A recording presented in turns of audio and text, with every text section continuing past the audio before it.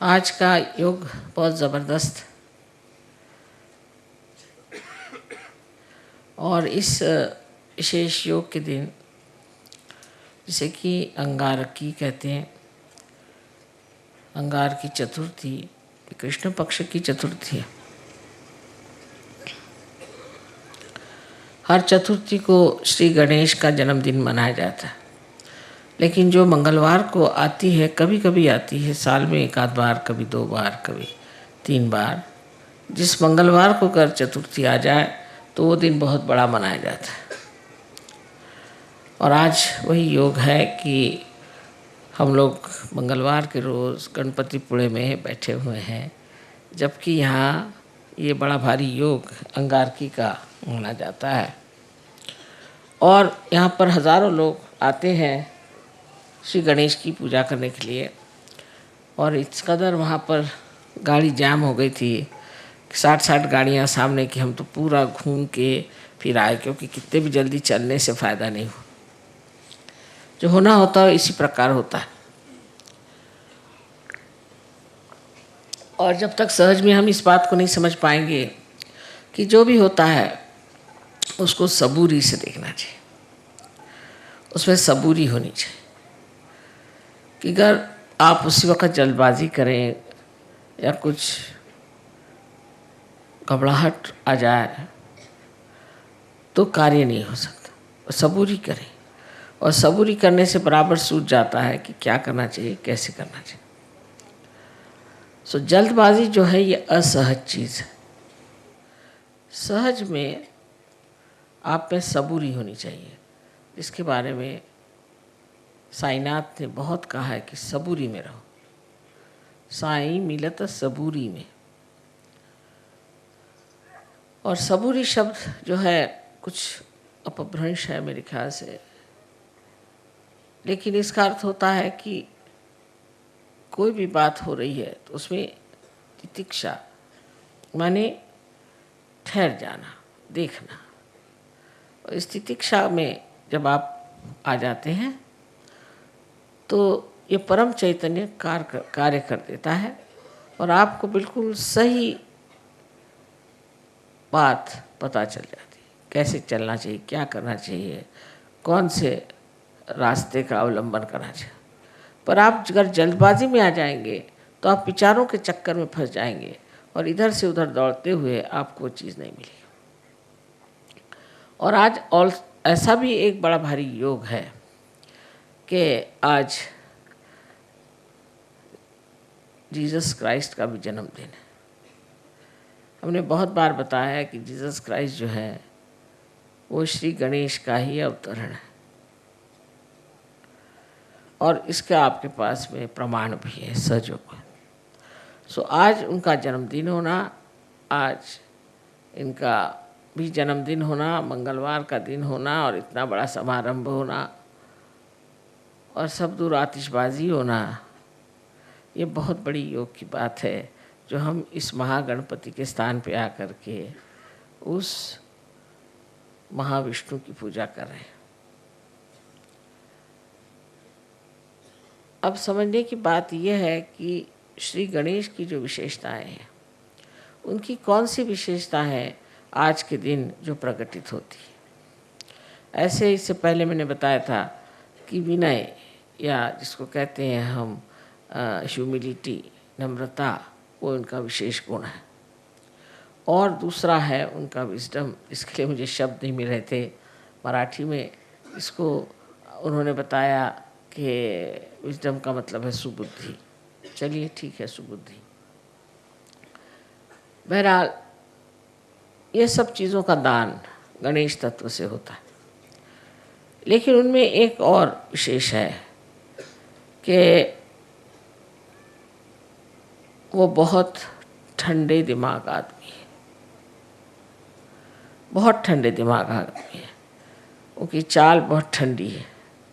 जैसे कि हाथी है, हाथी में आप देखते हैं कि बहुत धीमी चाल है, पर उसकी चाल ऐसी सुंदर होती है कि किसी भी स्त्री जो अच्छे से चलती है उसको कहते हैं गजगामिनी, माने वो हाथी के जैसे चलती है। धीरे धीरे पाँव उठाना, कहाँ पाँव रखना वो सोचना, कहीं कोई पैर के नीचे चींटी ना आ जाए, कोई जानवर नहीं आना, इसका ख्याल करते हुए वो चलते हैं। और सामने अपनी सूंड से फूंकते चलते हैं कि सामने कोई और ऐसी चीज़ हमारे सामने नहीं आ जाए कि जिससे हमारे हाथ से वो नष्ट हो जाए। दूसरे वो सिर्फ घास खाते हैं, और घास खा कर के भी इतने बलिष्ठ होते हैं कि जो बड़े बड़े काम होते हैं जिसमें कि बहुत वज़न उठाना पड़ता है, वहाँ पर सिर्फ हाथी का ही उपयोग होता है। तो इस हाथी की जो विशेषता है वो ये भी है कि ये बहुत धीमी तबीयत का आदमी है, किसी मामले में जल्दबाजी नहीं करता। और दूसरी इनकी जो और विशेषता है वो ये है कि ये इनकी जो स्मरण शक्ति है, मेमोरी है, बहुत स्ट्रांग है, बहुत स्ट्रांग स्मरण शक्ति। किसी अगर बच्चे को बचपन में भी देख लेगा तो कितना भी बड़ा हो जाएगा उसको पहचान लेगा। उसी तरह से ये लेफ़्ट साइड में श्री गणेश का कार्य होने के कारण आप भी जानते हैं कि जब आपकी लेफ़्ट साइड कमज़ोर हो जाती है तो आपकी मेमोरी ख़त्म हो जाती है, और इसलिए हम लोग हमेशा लेफ़्ट साइड को उठाते हैं जब मेमोरी ख़त्म हो जाती है। वजह यह है कि आपके अंदर का गणेश तत्व कम हो गया। जब आप राइट साइडेड हो जाते हैं तो आपका लेफ़्ट साइड का जो गणेश तत्व कम होते जाता है। जो आदमी बहुत ज़्यादा काम करते हैं, मेहनत करते हैं, उनकी मेमोरी जो है आप देखिए बुढ़ापे में इतनी ख़राब हो जाती है कि वो खुद को भी पहचान पाते हैं या नहीं, ऐसा प्रश्न पड़ जाता है। इसलिए श्री गणेश का जो एक विशेष गुण है कि उनकी सुबुद्धि तो है ही, पर उस सुबुद्धि के साथ उनकी जो स्मरण शक्ति है वो बहुत तीक्ष्ण है। वो हर एक चीज़ को याद करते हैं, और करना ही पड़ता है, क्योंकि कुंडलिनी पर जो कुछ भी निवेदन होता है, जो कुछ भी इम्प्रिंट होता है, जो लिखा जाता है, वो सब कुछ श्री गणेश ही करते हैं। उनके हाथ में एक कलम होती है, उस कलम से वो लिखते हैं। वो कलम भी उन्हीं का एक टूटा हुआ दांत, उससे वो लिख देते हैं कि आप क्या हैं, आपने क्या तकलीफ़ें उठाई, आप क्या परेशानी उठाई, आपकी खोज में आप कहाँ कहाँ गए, क्या क्या गलतियाँ की, वो सब उसके अंदर वो लिख देते हैं। तो जब वो कुंडलिनी उठने लग जाती है तो जैसे टेप रिकॉर्डर में कोई ख़राबी हो जाए तो कैसे खड़खड़ाने लगता है, ऐसे ही कुंडलिनी की खड़खड़ाहट आप देखते हैं जब आपके चक्रों पे वो गुजरती है। और इसीलिए आपको पता हो जाता है कि इनके ये चक्र खराब है, उनके चक्र खराब है। इस कदर ये बिल्कुल शास्त्रीय साइंटिफिक चीज़ है। तो गणेश तत्व के एक ही गुण नहीं है कि अबोधिता रहे और मनुष्य बहुत निष्पाप रहे, इसी से नहीं होता, पर उसका अनेक गुण है। उसमें से एक गुण ये भी है कि आपके अंदर विजडम होना चाहिए, सुबुद्धि होनी चाहिए, ये जानना चाहिए अच्छा क्या है और बुरा क्या है। अब जो आज की अंगारिका जो है, अंगार की जो आज की विशेष चतुर्थी मानी जाती है, ये क्या चीज़ है? इसमें ऐसा है कि श्री गणेश स्वयं जो है वो अंगार को ठंडा करते हैं। कुंडलिनी भी देखिए तो एक ज्वाला ही है, जैसे कि कुंडलिनी जो है उसकी प्रक्रिया ज्वाला की भांति है, क्योंकि ऐसे तो सब चीज़ पृथ्वी के तरफ जाती है।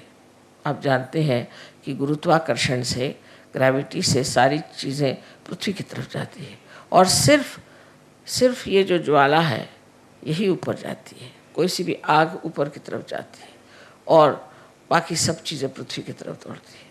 ऊर्ध्व गति सिर्फ एक इस चीज़ को मिलती है कि जो अग्नि है, और इसलिए ये जो है ये आपकी अग्नि को शांत कर सकते हैं। ये दो तरह से अग्नि को शांत करते हैं। एक तो ये कुंडलिनी को शांत कर देते हैं, कुंडलिनी को ये बता देते हैं कि इस आदमी में ये दोष है, ये तकलीफ़ें हैं, कोई हर्ष नहीं, तो भी आप इनको पार कराइए, क्योंकि कुंडलिनी का बालक श्री गणेश, और जो आप में बालक है वो श्री गणेश है। तो वो उसी आत्मीयता से उस कुंडलिनी को समझा देता है कि तुम तो माँ हो और मैं चाह रहा हूँ कि मैं इनमें जागरूक हो जाऊँ, तो तुम मेरी मदद करो। और वो इस तरह से शांत हो जाती है ये सोच करके कि मेरा बालक ही ये चीज़ को मांग रहा है, तो वो अपनी जो भी उनके अंदर गर्मी हो, कुछ हो, उसमें एक तरह से शांति आ जाती है। जैसे कि आपने सुना होगा कि एक बार देवी बहुत नाराज़ हो गई और उन्होंने देखा कि संसार में बहुत कुछ लोग बहुत गलत काम कर रहे हैं, और उसे इतनी तकलीफ़ हुई, इतना संताप हुआ कि ये सारी सृष्टि जो मैंने बनाई इसको ही मैं नष्ट कर देती हूँ। तो उन्होंने ये सोच करके और सब दूर संहार की स्थिति बना ली और बहुत नाराज़ हो गई।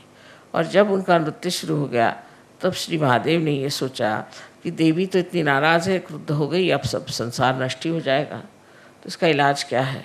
तो उन्होंने उन्हीं का बच्चा जो कि कार्तिकेय था उसको देवी के पैर के नीचे डाल दिया। उस पर पैर रखते ही उनकी इतनी बड़ी जीभ निकल आई, ये मैं क्या करूं।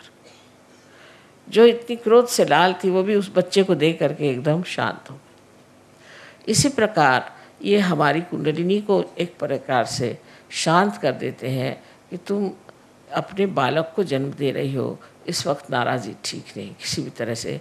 कभी कभी तो कुंडलिनी को हमने इतना सताया होता है क्योंकि गलत गुरुओं के पास गए या कुछ गलत हम लोगों ने भी काम किए, तो बेचारी कुंडलिनी लस्तम पस्तम बिल्कुल रहती है। उसका भी आधार सिर्फ श्री गणेश है जो उसको ढकेलते हैं ऊपर की तरफ। श्री गणेश की शक्ति से ही कुंडलिनी ऊपर उठ सकती है, इसीलिए उनको अंगार कहते हैं, क्योंकि वो अपनी शक्ति कुंडलिनी को दे देते हैं। और कुंडलिनी में जो आग है या जो उसकी ज्वालाएं उठती हैं वो शांत है। आपने कभी सुना नहीं होगा कि इस तरह की शांत भी ज्वालाएं होती हैं। एकदम शांत ज्वालाएं हैं, सप्तरंग की होती हैं और एकदम शांत ज्वालाएं हैं और सहस्त्रार में आपको दिखाई देती है ये कितनी शांत है। ये सारा कार्य श्री गणेश ने किया हुआ। तो एक प्रकार वो आपका भी गुस्सा कम कर सकते हैं।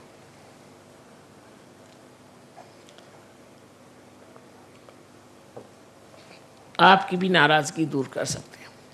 और जब हम नाराज़ हो जाते हैं तो उसमें हम बहक जाते हैं और हमें याद ही नहीं रहता कि हमें क्या करना चाहिए क्या नहीं करना चाहिए। उसमें हम किसी को मार सकते हैं, पीट सकते हैं, किसी को खून कर सकते हैं, कुछ भी कर सकते हैं। उस वक़्त जो कंट्रोल होता है वो सिर्फ श्री गणेश से होता है और श्री गणेश जो है आपके गुस्से को ठंडा कर देते हैं। अब देखिए कि ईसा मसीह भी उसी तरह के हैं कि उन्होंने ये बताया कि सबको क्षमा कर दो। जिसने तुम्हें तकलीफ़ दी उसके प्रति तुम गुस्सा करते हो, और अगर तुम सबको क्षमा करना एक बार सीख लो कि सबको क्षमा कर दी। जिन्होंने उनको इतना अपमान करके, इतना सता करके और सूली पे चढ़ाया, उनके लिए भी उन्होंने परमात्मा से, अपने पिता से कहा कि हे पिता इनको क्षमा कर दो, क्योंकि ये जानते नहीं हैं कि ये क्या करें। ऐसे जब ईसा मसीह ने कहा तो आप सोचिए जिस लोगों ने उनको क्रूस पे चढ़ाया, इतना परेशान कर दिया, उनके लिए भी उन्होंने इतनी क्षमा की वृत्ति ली। सो ये उनका एक चरित्र है, एक स्वभाव है।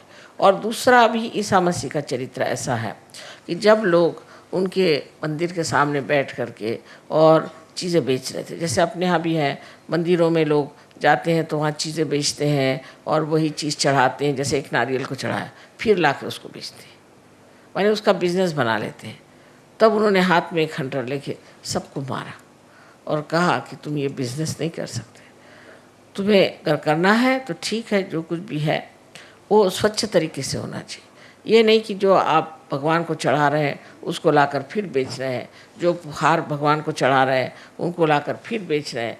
इस तरह की चीज़ उन्होंने कहा बिल्कुल ही गलत बात है। और इतना उन्हें क्रोध आया कि उन्होंने हाथ में हंटर लिया और उसको सबको तड़ातड़ मारना शुरू कर दिया। ये दूसरी साइड है।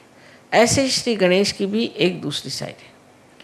दूसरी साइड गणेश की ये है कि जिस वक्त कोई भी राक्षस या दुष्ट आपको परेशान करेगा या तंग करेगा तो वो गणपति है, माने गणों के वो राजा है। तो वो उन राक्षसों को और दुष्टों को नष्ट करते हैं, उनको एकदम उनका सर्वनाश कर देते हैं। आपको कुछ कहने की ज़रूरत ही नहीं है, आपको कुछ बताने की ज़रूरत नहीं, वो खुद ही आपके साथ लगे हुए हैं गण लोग, और वो ऐसे लोगों को ठीक ही कर देते हैं जो आप लोगों को तंग करें।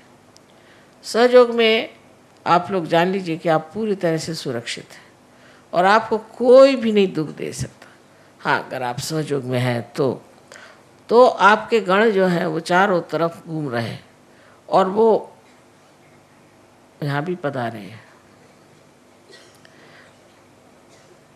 और वो हर समय आपके ऊपर अपनी सुरक्षितता का उन्होंने पूरी तरह से आपके ऊपर अपना आच्छादन डाल दिया, पूरी तरह से आपको ढक लिया। आपको कोई भी तरह की तकलीफ़ परेशानी नहीं हो सकती। फिर आप उसको चमत्कार कहते हैं, माँ किस तरह से मैं बच गया, पता नहीं क्या हुआ, मैं कैसे बच गया। ये सब गणों का काम है। और गण ये कार्य जब करते हैं तब समझ लेना कि आप वाकई में एक सहयोगी हैं। अगर वो ये कार्य आपके लिए नहीं करते हैं तब तो समझना है कि आप अभी तक पूरी तरह से सहयोगी नहीं हो। दूसरी बात गणों की ऐसी होती है कि हमेशा हमारे शरीर में भी वो कार्यान्वित रहते हैं। शरीर से बाह्य की चीज़ें जो करते हैं वो सिर्फ आप जब पार हो जाते हैं, जब आपका संबंध परमात्मा से हो जाता है, तब वो आपका शरीर और आपका सब धन और आपकी सब चीज़ें, बच्चे, सबको संभालते हैं। पर उससे पहले हमारे अंदर वो एंटीबॉडीज़ बन करके जीते हैं।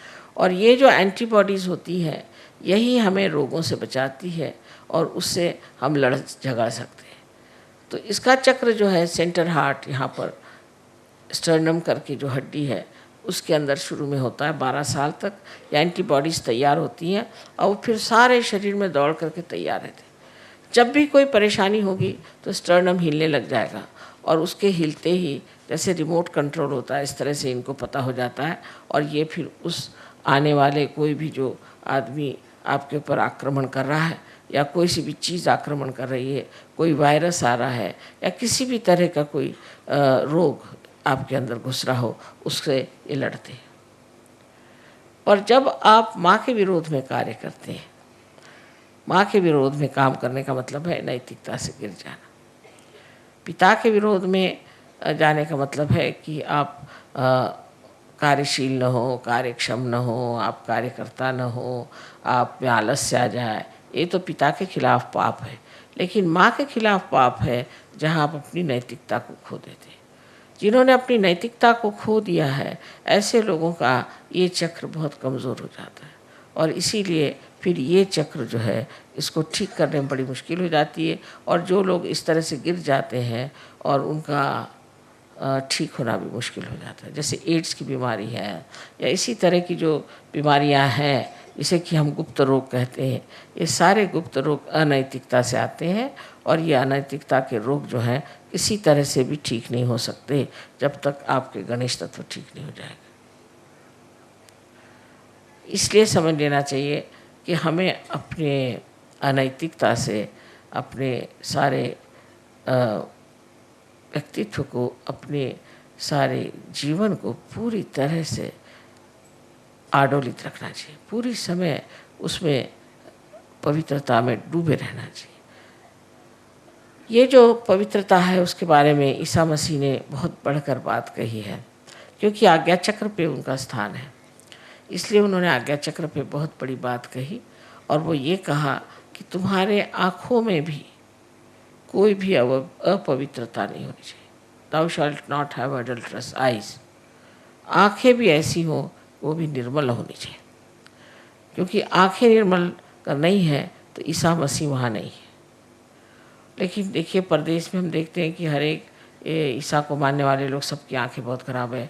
इस औरत की तरफ देख, उस औरत की तरफ देख, उस तरफ देख, फिर औरतें भी ऐसी आदमियों की तरफ देख, उनकी आंख ऐसी चलती रहती, कभी आंख स्टेडी नहीं रहती। और फिर एक बार ये चल जाए तो ये नेगेटिविटी होती है, भूत है, आँखों से चलते हैं और एक पे जाएंगे फिर दूसरे पे जाएंगे। उसका कोई खेल ऐसा है कि उस खेल में कोई मज़ा तो नहीं आता, पर वो खेल ही अपने आप ही चलते रहता है और आदमी इसी में पागल हो जाता है। तो ईसा मसीह ने भी पवित्रता की अति सूक्ष्म बात कह दी कि तेरी आँख भी अपवित्र नहीं होनी चाहिए, किसी की और तेरी आँख से भी तुम अपवित्रता के भावना से न देखो। ये बात उन्होंने कही, जैसे कि ये पवित्रता का ही पूरा स्रोत है, इसलिए उन्होंने पवित्रता की बात की। ईसा मसीह ने ज़्यादातर पवित्रता की ही बात की है। जहाँ जहाँ बात की है वो ज़्यादातर कि आप अपने को कैसे पवित्र रख सकते हैं और कैसे आप नैतिकता के बल पर खड़े हो सकते हैं। सो सहयोग में, सहज में सब होता है जब आप गणेश जी को पूर्ण तरह से वर्ण करते हैं और गणेश जी को मानते हैं कि ये शक्ति हमारे अंदर आ जाए। ऐसे तो हर एक चक्र पे गणेश का स्थान है, और मैं हमेशा कहती हूँ कि हर एक चक्र पे एक वाइस चांसलर बैठे हुए हैं, चांसलर साहब बैठे हैं। जब तक ये सर्टिफिकेट नहीं देंगे तब तक कुंडली नहीं चढ़ेगी नहीं, और हर चक्र पे ये काम करते। तो आज के इस योग की मैंने बात बताई कि उनका जो दूसरा स्वभाव है कि जो अंगार है, उस अंगार को वो अंगार से भी ठंडा कर सकते हैं, वो पूरी तरह से कर सकते हैं। जैसे कि आपने देखा है जिस वक्त में रावण ने श्री राम के विरोध में बात की तो लंका में आग लग गई। तो आपके जो हनुमान जी हैं वो भी मंगलवार ही की उनकी पैदाइश है, और वो उनके पास नवधा शक्तियाँ हैं। उसके साथ ये दोनों ही मिल कर के ऐसे काम करते हैं। और विशेषकर मनुष्य के अंदर का क्रोध हो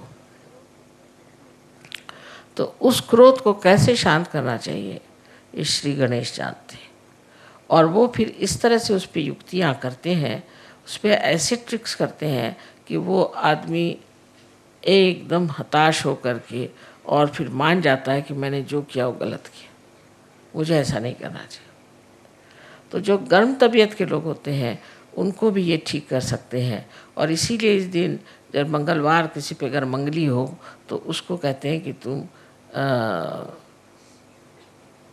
कोरल का जो पत्थर होता है जिसे मूंगा कहते हैं वो पहनिए, वो भी गर्म होता है।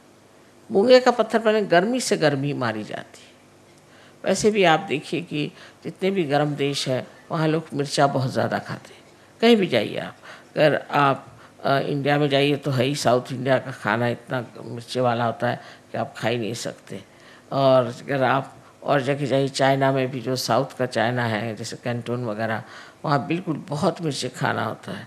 इसी प्रकार आप इटली में भी जो साउथ है या फ्रांस में साउथ है वहाँ लोग बहुत मिर्चा खाते हैं। क्यों खाते हैं? क्योंकि मिर्चे से मिर्च मिटती है, गर्मी से गर्मी चली जाती है, इसलिए वो मिर्चा खाते हैं जिससे खूब पसीना आए और उनको ठंडक बनी रहे।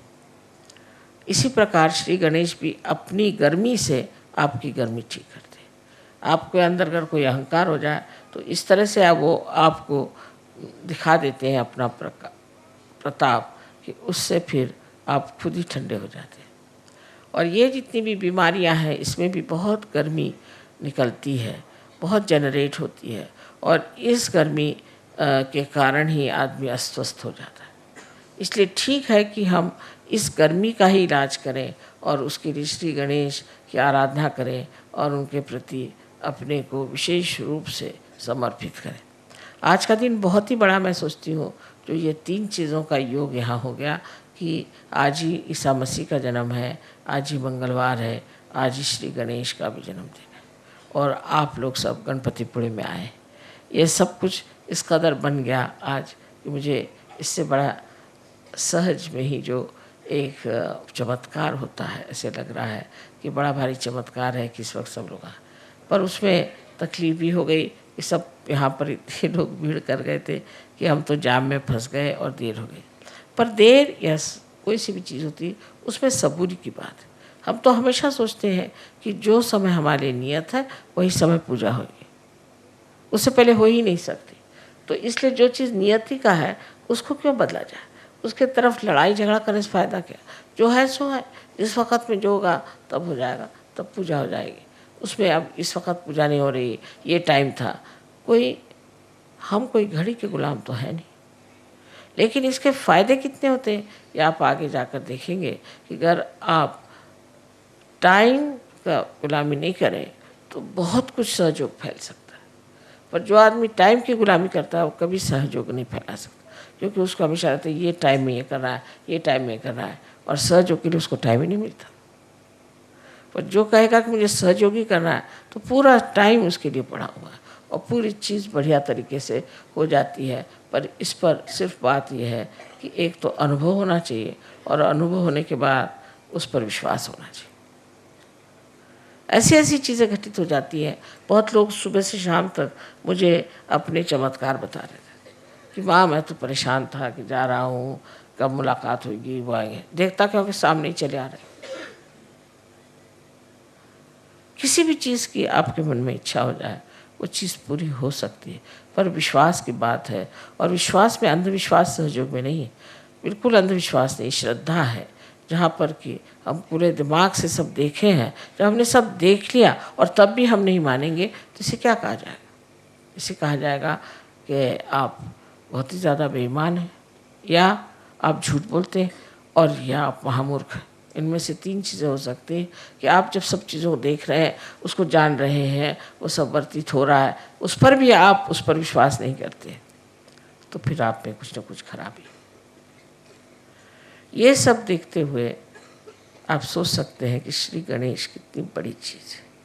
और वो इस महाराष्ट्र में 8 अष्टविनायक हैं, जिनकी वजह से इस महाराष्ट्र को बहुत ज़्यादा पुण्य मिला हुआ। लेकिन तो भी लोग इतने पागल हैं, वह इसी के पीछे दौड़ते रहेंगे, यही सब करते रहेंगे, कर्म कांडों में फंस जाएंगे, पर ये नहीं होगा कि सत्य को प्राप्त करें। अब आप लोग बहुत नसीब वाले हैं, बहुत समझदार हैं, जो आप लोगों ने सत्य को खोजा और आपने पा ली। लेकिन अब इसको बनाने के लिए आपको चाहिए कि आप गणेश के गुणों को अपने अंदर ले लीजिए। मैं देख रही थी हज़ारों लोग आए थे गणेश जी की पूजा के लिए। इनमें से कितने लोग गणेश जी को जो मानते हैं, कितने लोग ऐसे जिनमें गणेश जी का कोई भी गुण हो, ऐसा कुछ दिखाई देते। शराब पिएंगे, आपस में लड़ेंगे, झगड़ेंगे, औरतों को सताएंगे, मारेंगे, पीटेंगे, सब करेंगे, और श्री गणेश के अंगारिका में पहुंच गए। अरे आप जब इतनी बड़ी अंगार है तो आप काहे को आए हैं? इसका कोई विचार ही नहीं करता कि हम किसी चीज़ में विश्वास करते हैं तो उसके गुण हमारे अंदर कितने हैं। हाँ, हमें उन पर बड़ा विश्वास है, हम तो इनकी पूजा करते हैं, हम उनकी पूजा करते हैं। अच्छा, पर तुम्हारे अंदर उसके कौन से गुण हैं? ऐसे कोई सोचता है? लेकिन सच्चाई तो ये है कि अगर आप किसी को मानते हैं तो उनके गुण भी आपके अंदर आने चाहिए, और जब तक ये गुण आपके अंदर नहीं आते तब आपका मानना न मानना बराबर है, उसका कोई फर्क ही नहीं पड़ने वाला। आज हम श्री गणेश की पूजा करने वाले हैं, और श्री गणेश और गौरी की पूजा होगी, और इसमें यही जान लेना चाहिए कि गौरी एक कुंडलिनी ही है, महाकुंडलिनी महागौरी है। और इसका कार्य यह है कि अपने बच्चे को जो बहुत सालों से खोज रहा है उसको आत्म साक्षात्कार प्राप्त कराए, उसका पुनर्जन्म करें। ये इस महागौरी का कार्य है जो आप सबके अंदर स्थित है। इसलिए आज हम सिर्फ गणेश जी और गौरी जी की पूजा करेंगे, और बाद में देवी की पूजा होगी। सबको अनंत आशीर्वाद।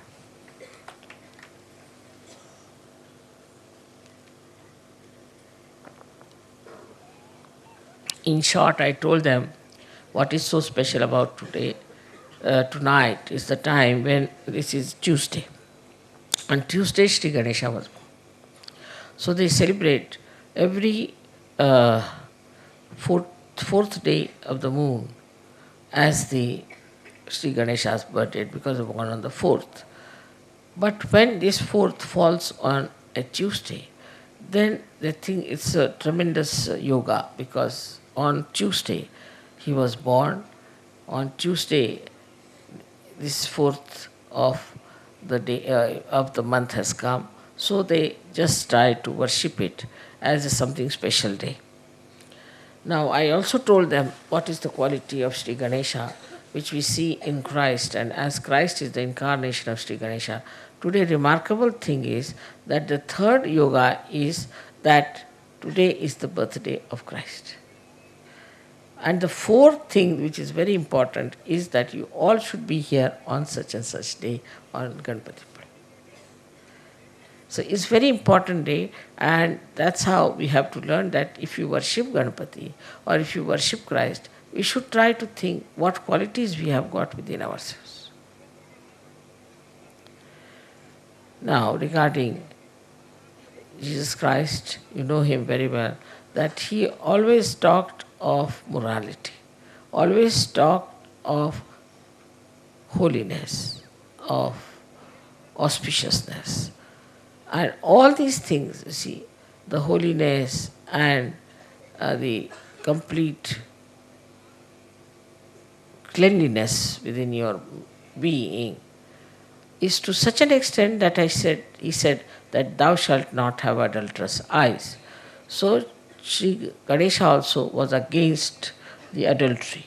Any kind of adultery he was against, and that's why those people who indulge into adulterous life suffer very badly. It's rather difficult to cure them. All these diseases which are incurable of Ganesha's problems are really difficult because here you have insulted Sri Ganesha, and that's why he gets angry with you. Now his style is of two types. One is by which he soothes you down, he soothes your kundalini, and the second one is where he really gets angry with you and tries to punish you. These two qualities here. So one has to be very careful when you are dealing with your morality. The morality should be a part and parcel of your being. That you should be proud that you are moral and that you should try to lead a very moral life without torturing anybody, without troubling anybody. In Sahaja Yoga, I hope it is all very clear cut that we have to lead a very, very moral life. Of course, all my lecture can be translated later, and I hope you will be able to enjoy it. But this is the best part of it, that today we have the birthday of Christ, the birthday of Sri Ganesha, and also on such a date which is so well worshipped and regarded as something important in India. May God bless you.